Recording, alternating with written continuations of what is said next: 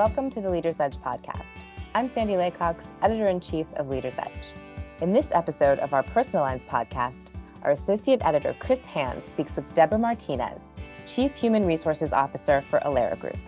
Debra shares how her grandmothers shaped her views on family, work ethic, and perseverance, and the crucial moment all of those things came into focus in her life. She talks Texas versus Chicago, Cubs versus White Sox, and why Alera is the best company she's worked for. All this and more, give it a listen.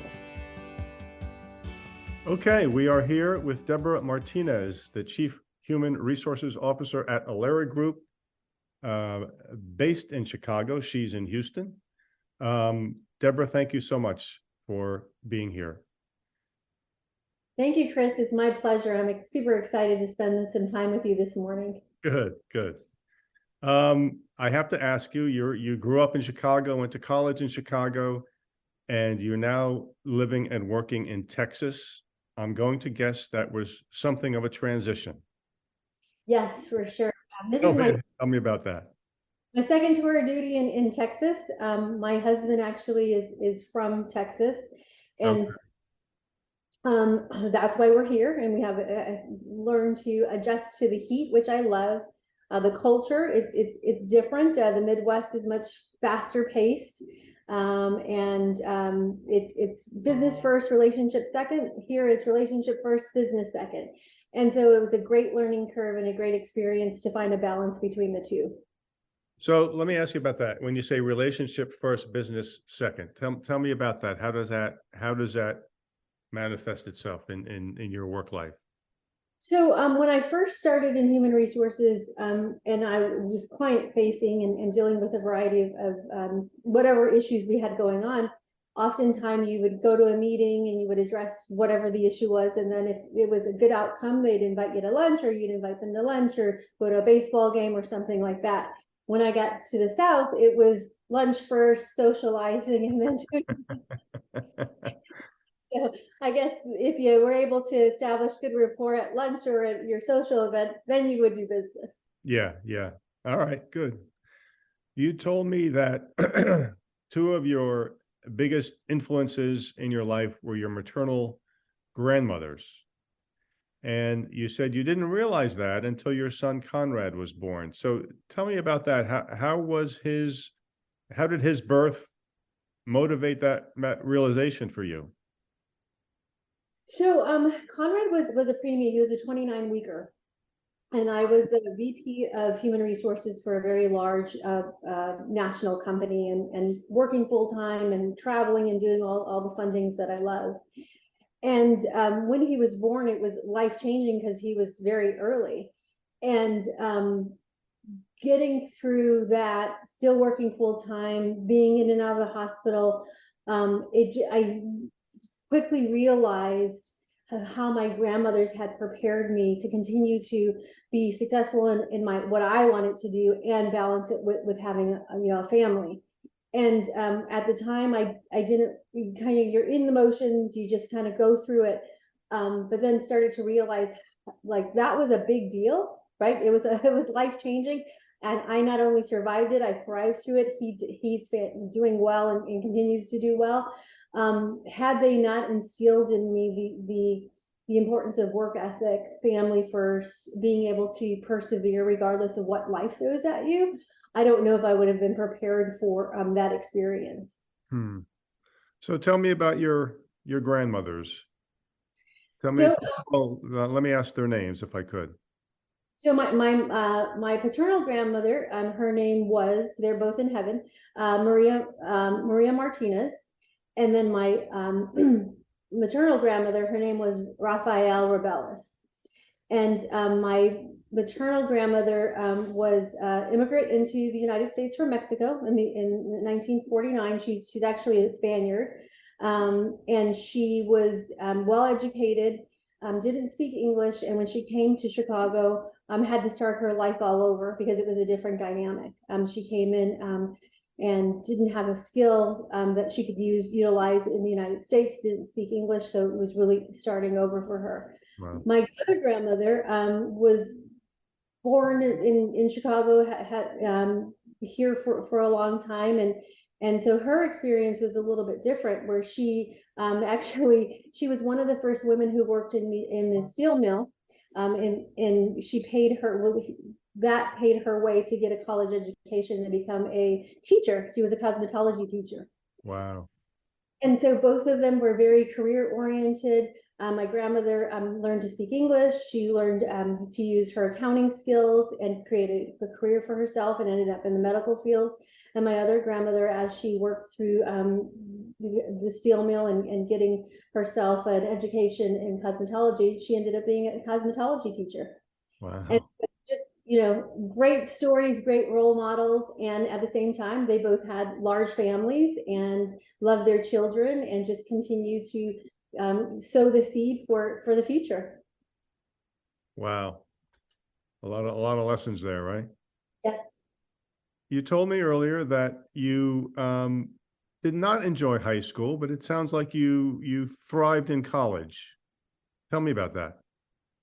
So growing up on the southeast side of Chicago, it's a small blue collar community, and I went to high school in a much more dynamic, diverse environment, and I wasn't prepared for it.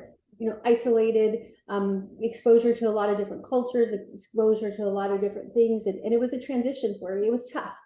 And so it wasn't a good experience because I had a lot of learning and a lot of stumbles and just a lot of lessons learned. And so as I got through high school and then got to college, I had matured. I had experienced a lot of different things: diversity of thought, diversity of religion, diversity of approach, diversity of career. So when I got to college, my eyes were much more open, and then I started to enjoy life. But high school was tough. Okay. Tell me about your transition to the insurance industry, because you had worked in human resources in other industries. Was there much of a transition or no? So I believe that one of the great things about being in human resources is you can transition from industry and company pretty easily. You'll certainly have a steep learning curve for the industry and how the dynamics work within that industry, within the company. But people are people, and if you are aligned in values and you have good service delivery and you're focused on what the company wants to do and that aligns to what you want to do, it's a pretty easy transition. Mm-hmm. Certainly there's a steep learning curve, doing a lot of listening, a lot of learning, being open, building new relationships. And that excites me. So the transition for me is a good experience because I love to learn and meet new people. What is the best thing about your job? The people I work with. What is the worst thing about your job? The toughest part and the least favorite part I like about my job is when I have to transition people out of an organization, whether it's the company's decision or the person's decision. The impact on that person, their lives, and the lives that they touch, mother, father, children, grandchildren, whatever that looks like, that's always really, really hard. And it happens, right? Whether it's an economic downturn, whether it's a misalignment, whether there's some performance or behavioral issues. But at the end of the day, that person still has a family and a life, and they're providing or they're part of a system that's impacted. And that's my least favorite part of my job. Yeah. Yeah. You also told me that Alera is one of the favorite employers that you've worked for. So tell me why. Well, Alera is a great place to work. It is a growing, thriving organization. It is an organization filled with many smart people who are willing to help. It's not a caustic environment. It's a great opportunity to add value. You get to bring your thoughts and ideas to the table. And even if it doesn't end up going anywhere, you still have the opportunity to be heard and to add value. Now, the organization will say, that's just not the direction we're going in, but it's okay. Thanks for the idea. Or that sounds great. And how do we move forward? I'm a builder, so I love the opportunity to build, come in and problem solve. So that's exciting. And then also, there's a lot of opportunity with a built-in company, whether it's standing up HR, service delivery for our folks, developing, helping people down learning paths. And one of the great experiences that I'm having, there's many, but one of the ones that I'm really enjoying is the opportunity to build our inclusive and diversity mission for the organization. I was going to ask you about that. Tell me about that. And so when I first arrived at Alera, they had already had a mission on what they called diversity and inclusion. And as I went through my listening tours and as I heard the culture and what people were looking for, we took a different approach and said, this is really about inclusion and diversity. Inclusion being creating a place where people are welcome, they bring their best selves, they add value, they're respected. And the diversity will come. It's probably it will come with our programming and our designing, but really to be inclusive and have a place of belong and where you're able to be a person that matters, right? Regardless of where you are in the ecosystem, that's what Alera is about. Being collaborative, having a home, and having a sense of belonging. I often use the analogy of you can have a lot of diversity, but if you don't have inclusion, it doesn't really matter. Because you can have a diverse, whether it's diversity of thought, diversity of background, whatever it looks like, but if people aren't heard, if they're not able to add value, it could be as diverse as anything, but the business isn't changing. We're not moving forward to develop people individually and to help the company grow. Yeah. I have a lot of passion for that, Chris. It sounds like it. Are there particular initiatives within that mission that you have championed since you got to Alera several years ago?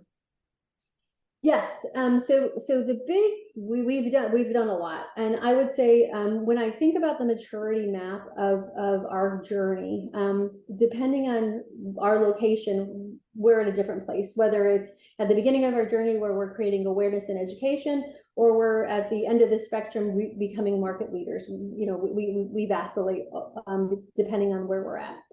And so what we've done is said, you know, from a national perspective, how do we move the organization forward, meet people where they're at, and let them continue at their own pace, depending on the market.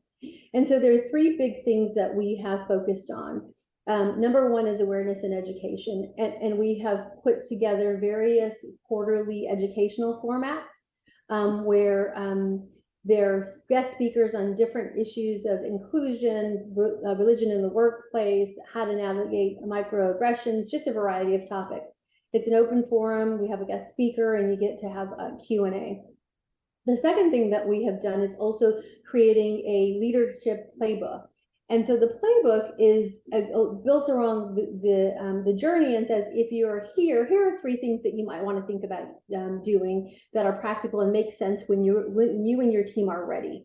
And really being able to leverage that at the right moment, at the right time. We never want to force something or say you must do, because that just doesn't work, right? It has to happen organically with some direction and guidance and the desire.